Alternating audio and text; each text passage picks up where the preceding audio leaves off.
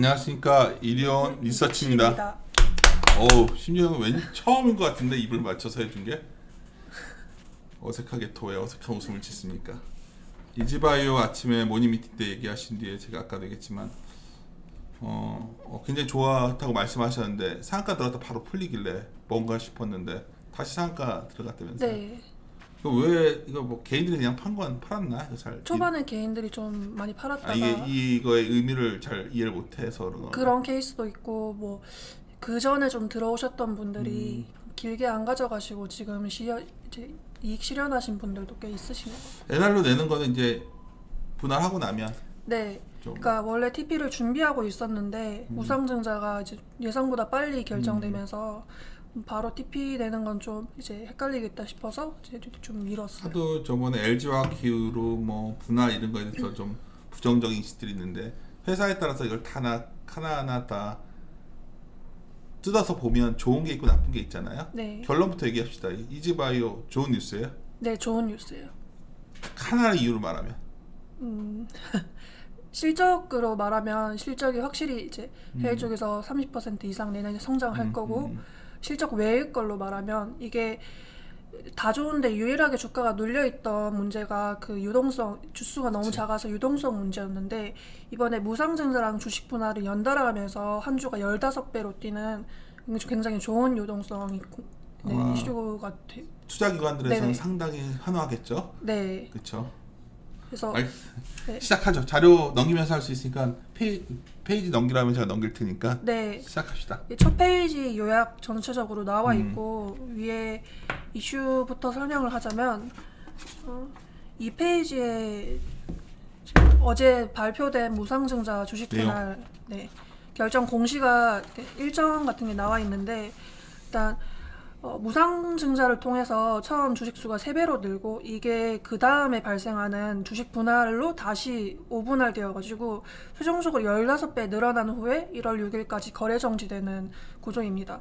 이게 왜 중요한 이슈라고 봤냐면 그동안 실적 추정치도 이제 성장성도 좋고 안정성도 있고 굉장히 실적 측면은 좋았는데 그동안 많이 저평가되었던 이유가 이제 자산 분배 그 규정 때문에 굉장히 적은 주수를 받아서 뭐 사고 싶어도 못 사는 그런 유동성이 적은 문제가 있었습니다.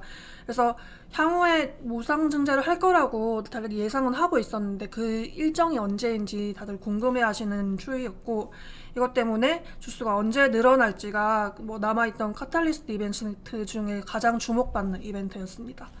그래서 이런 이제 이슈 때문에 앞으로는 실적만큼 주가가 제자리를 빨리 찾아갈 수 있을 것이라는 판단이고요. 우리가 주식을 사고 팔기가 쉽지 않으니까 네. 좋은 펀드멘탈에 비해서 유동성 할인이 되었던 대표적 기업이잖아요. 이지바이오가. 이걸 갖다가 시장 기대보다 훨씬 한 방에 이걸 해결해 버린 거죠 지금. 네. 예. 그래서 좋은 이유로 그럼 펀드멘탈 방향부터 얘기합시다. 앞서 설명드린 건 그냥 주가 측면에서 설명드린 거고 그 이외에 장기적으로 실적이 어느 부분이 좋을지가 뭐 요약 부분도 그렇고 뒤에 3가지로 나눠서 정리를 해두었는데 첫 번째가 글로벌 축산시장 이런 쪽 악재가 정상화되면서 내년에 턴어라운드가 일어난다. 이 부분을 이제 꼽을 수 있고 두 번째로는 그 유통망 모멘텀이라고 해서 직접 시세를 전환을 하면은 2년 후부터 보통 매출이 본격적으로 발생하는데 이게 직접 지사 이제 전환되는 게 마련된 타임라인이 되게 잘 잡혀 있어가지고 내년까지도 매출이 뛰는 구조는 충분히 이쪽에서도 많이 나온다. 그리고 이 이외에도 EU라던가 중국에서 새로 들어가는 부분이라던가 해서 신시장 매출 부분이 원래 반영 안 되다가 새로 반영되는 부분이 굉장히 많습니다. 세 번째로는 등록수 매출 반영인데 그 사업 구조의 특징상 그 제품 등록수가 굉장히 중요하기 때문에 수가 얼마나 많이 늘어나는지가 중요한데 이것도 이제 뒤에 보면 알겠지만 좀 굉장히 최근 2년간 가파르게 늘어나고 있습니다. 그래서 첫 번째 글로벌 업황 턴어라운드부터 설명드리자면 3페이지 보시면 되는데 이 부분은 다시 용류랑 항생제 대체 시장 이렇게 두 가지로 나뉘고 있어요. 첫 번째 용류 부분 관련해서는 올해 사실 글로벌 그 용류 시장 호황 고동가가 마련되면서 좀 축산 쪽에서 좋았지만 사실 사료랑 사료 첨가제 사업을 영위하는 이 동사 입장에서는 그렇게까지 우호적인 환경은 아니었습니다.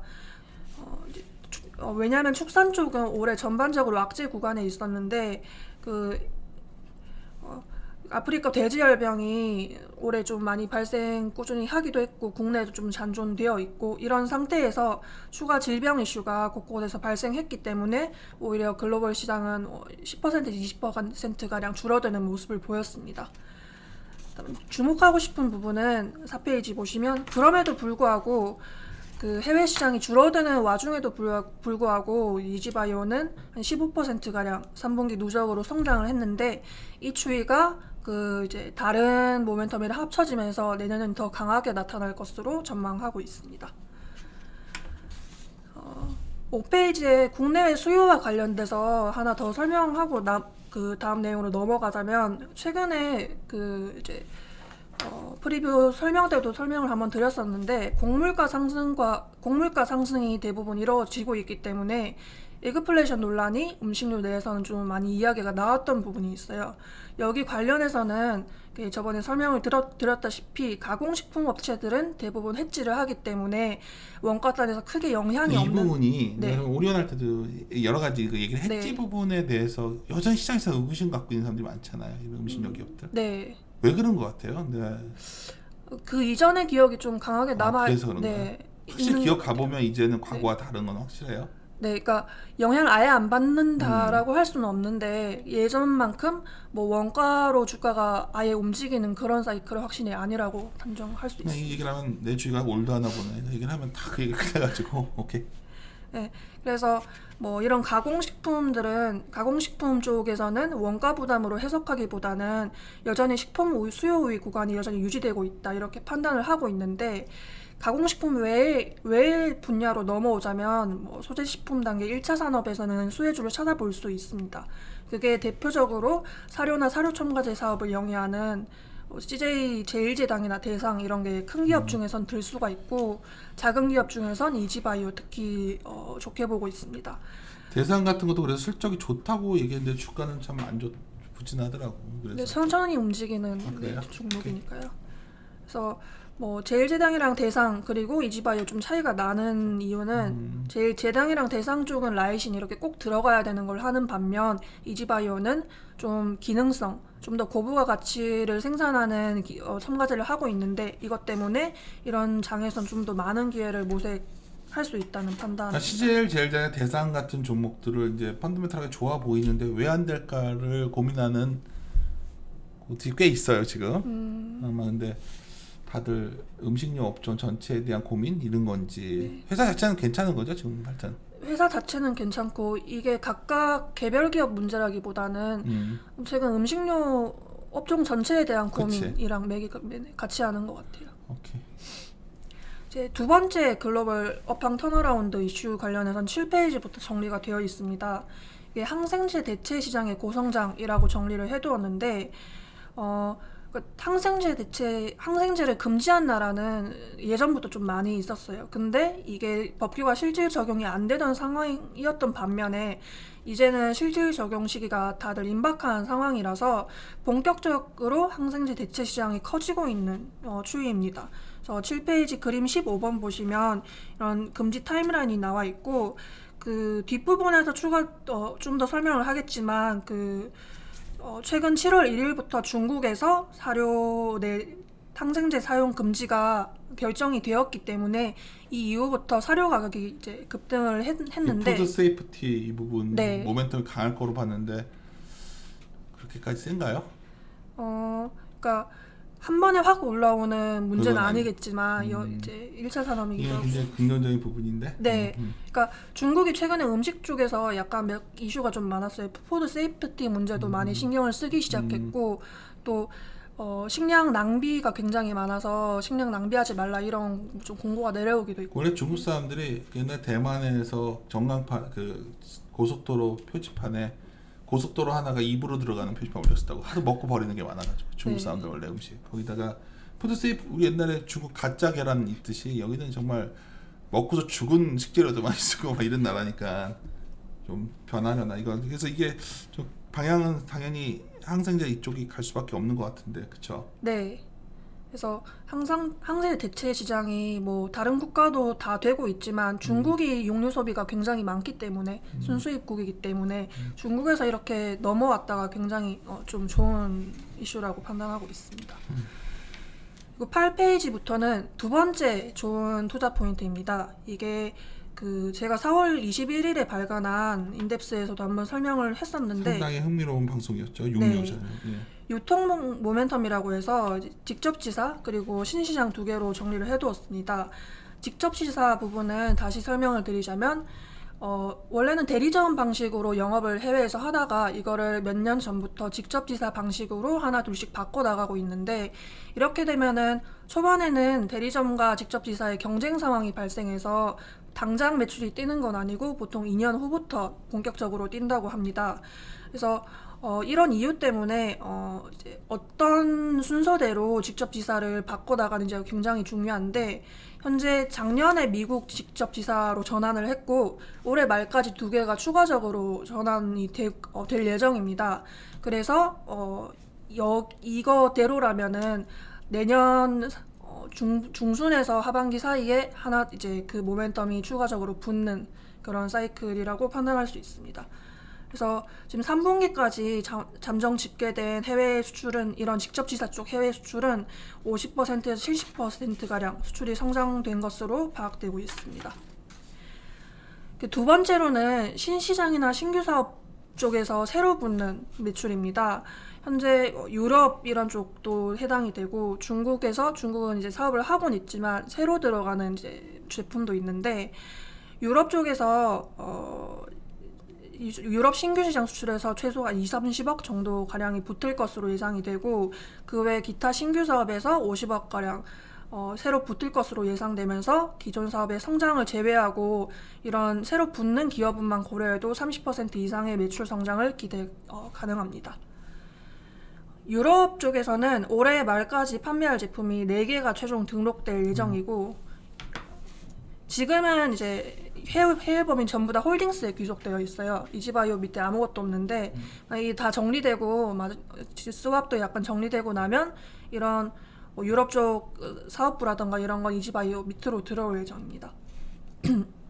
두 번째로는 중국인데 중국은 제품 하나를 이미 팔고 있고 그 외에 새로 이제 붙는 제품들이 있어요. 그래서 11월까지 등록 제품이 5개까지 확대될 예정이고 특히 중국 같은 경우는 진입하는 게 굉장히 어려운 시장이라서 이렇게 그동안 쌓아온 걸로 내년에 매출을 일으키는 게 다른 경쟁사를 쉽게 이제 범접하기가 힘든 그런 단계라고 할 수 있습니다. 예시 관련해서는 10페이지 그림 17번, 18번에 이게 아까 설명드린 그 이제 항생제 금지되고 나서 대부분의 사료 기업들이 사료 가격을 인상시켰기 때문에 어떻게 이제 되고 있는지 그 뉴스 같은 거 정리를 해두었고 이제 사료 생산 과정에서 이런 항생제 비중을 대폭 줄이거나 없앤 반면에 첨가제 비중을 높이면서 사료 원가 상승에 따른 가격 인상이 이어졌습니다. 이것도 점심에 차에 관한 비즈니스라는 친구랑 점심을 먹었는데 네. 중국에서 하도 뭐 비료나 그런 그 농약제 이런 거 차이도 많이 있어가지고 씁쓸한 맛이 그것 때문이랬는데 그리고 진짜 이게 좋은 차들은 그런 맛이 안 난다고 그래서 내가 그랬는데 중국이 정말 심하게 한다고 하더라고. 네, 지금까지는 확실히 그래야 더 물건이 더 나오니까 그래서 좀 다른 얘기지만 맥을 끄는 것 같지만 갑자기 생각나서 아까 재미있게 표현 못해서 잠깐 얘기 듣는데 굉장히 차 산업도 특이하더라고요. 그래서 하여튼 오케이. 그래서 뭐 이렇게 기업 자체적으로 경쟁력도 충분히 확보가 된 상황이지만 이렇게 업황까지도 받쳐주는 상황이기 때문에 여러 가지 상황이 이제 서로 시너지를 내는 그런 걸로 정리가 가능합니다. 11페이지로 넘어보면 마지막 세 번째 투자 포인트입니다. 신규 등록수라는 건데 첨가제 같은 경우는 해외 수출 시 단계가 굉장히 복잡해서 뭐 평가 실험도 해야 되고 동물 실험, 마케팅 이런 것도 해야 되기 때문에 실제 등록되고 나서 매출이 본격화되기까지는 시간이 좀 소요되는 그런 추이입니다.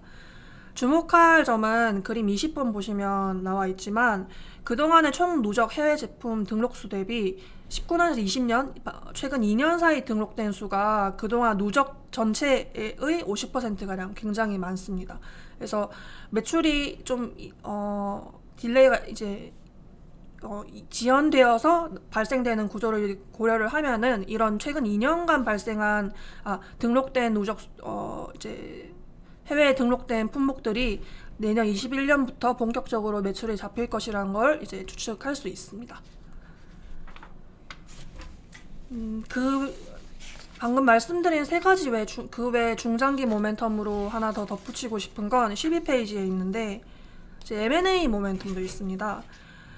그 최근에 코로나19 때문에 글로벌 사료랑 사료 첨가제 기업에서 M&A 건수가 급격하게 떨어져서 거의 진행이 안 되는 모습을 보였는데 이것을 기회로 이제 이지바이오는 굉장히 많은 해외 M&A 프로젝트를 적극 고려 중에 있습니다.